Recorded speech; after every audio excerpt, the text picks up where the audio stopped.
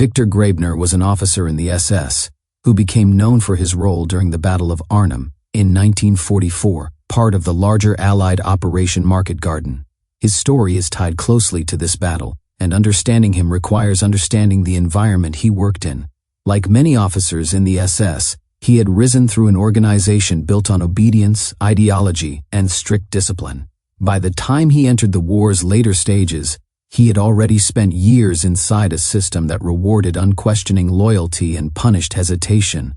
When the Allies launched their ambitious airborne assault into the Netherlands, he found himself directly facing one of the most daring operations of the war.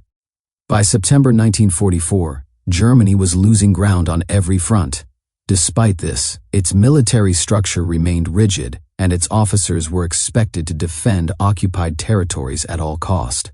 Grabner belonged to the SS Panzer Division that had been resting and refitting in the Arnhem area.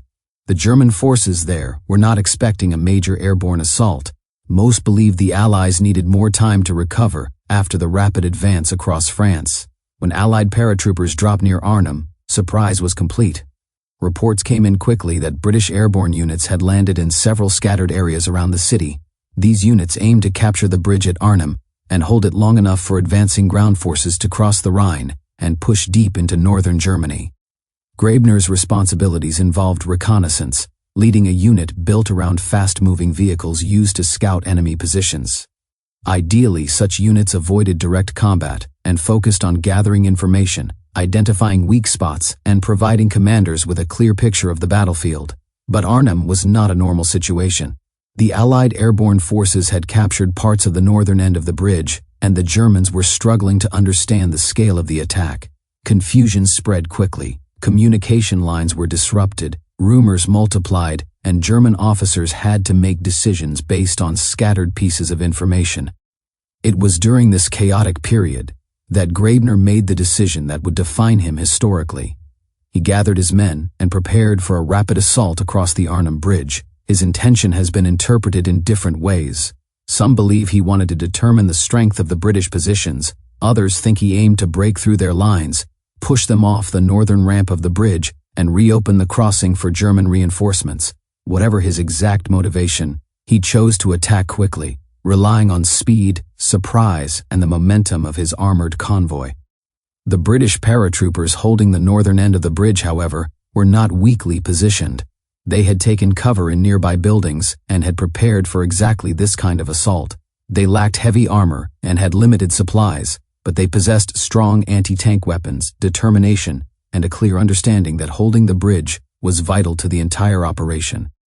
On the morning of September 18, 1944, a day after being awarded the Knight's Cross for his actions in Normandy, Grabner ordered his convoy to move south across the bridge.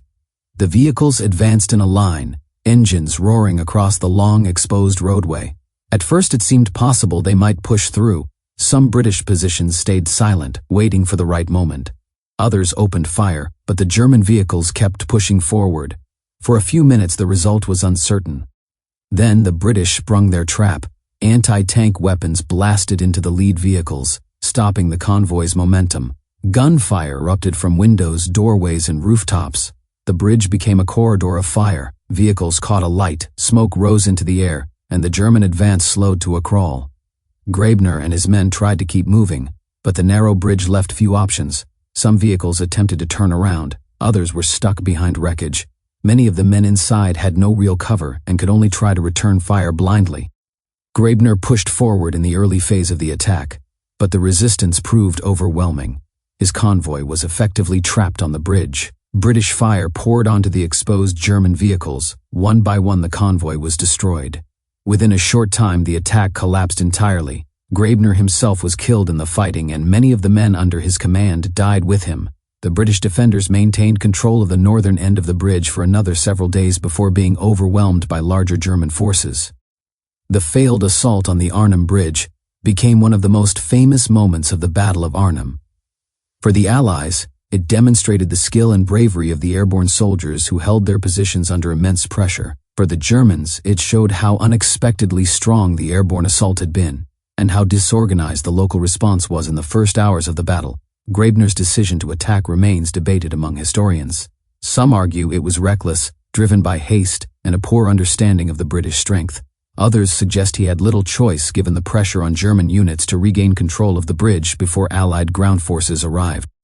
At a personal level, Grabner's story reflects the nature of SS leadership during the war. Officers like him were trained to be aggressive, decisive, and loyal to the state above all else. Their role was not simply military but ideological. The SS had developed a culture that emphasized action over caution and portrayed hesitation as weakness. In such an environment, it is unsurprising that Grabner chose to launch a rapid assault rather than wait for clearer intelligence or additional support. The structure around him rewarded boldness, even when that boldness risked the lives of the men he commanded. The aftermath of his failed attack spread quickly through both German and Allied ranks. For the British at the bridge, it boosted morale. They had held firm against a determined armored assault, but this success also reminded them that German forces were reacting quickly and forcefully to the airborne landings. The battle was only beginning, and heavier German units would soon arrive. For the Germans, the destroyed convoy showed that Arnhem could not be retaken lightly. Commanders reorganized their efforts and prepared more coordinated attacks, which ultimately contributed to defeating the British airborne troops in the days that followed. Grabner did not live to witness the outcome.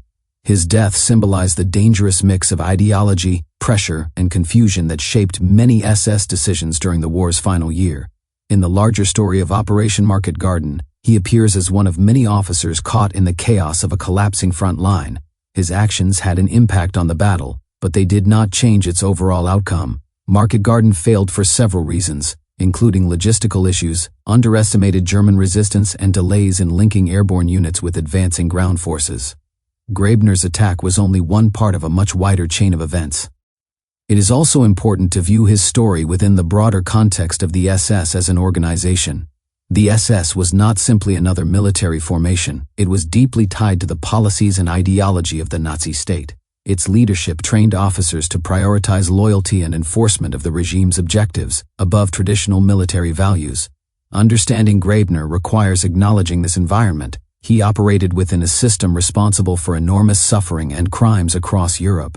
His military story at Arnhem cannot be separated from that broader reality. In the years after the war, the Arnhem Bridge and the events surrounding it became subjects of books, films, and personal accounts. Grabner was remembered in the film A Bridge Too Far in relation to his failed attack. Because he died during the battle, he left no personal reflections, no detailed explanations of his decision, and no later commentary. As a result, historians rely on reports, surviving documents, and accounts from both sides to piece together what happened. These sources paint a picture of an officer who acted quickly, perhaps too quickly, at a moment of maximum confusion. The legacy of Viktor Grabner is therefore not one of heroism or strategic brilliance. Instead, it is a cautionary example of what happens when rigid training, ideological pressure, and wartime chaos combine. His decision to attack without full information cost the lives of his men and accomplished nothing for the German defense. His death and the destruction of his convoy became a vivid moment in a battle remembered for courage, miscalculation, and the unpredictability of war. What did you think of the scene in A Bridge Too Far, which depicted Viktor Grabner's assault on Arnhem Bridge? Let me know your thoughts in the comments. If you enjoyed the video, don't forget to hit the like and subscribe.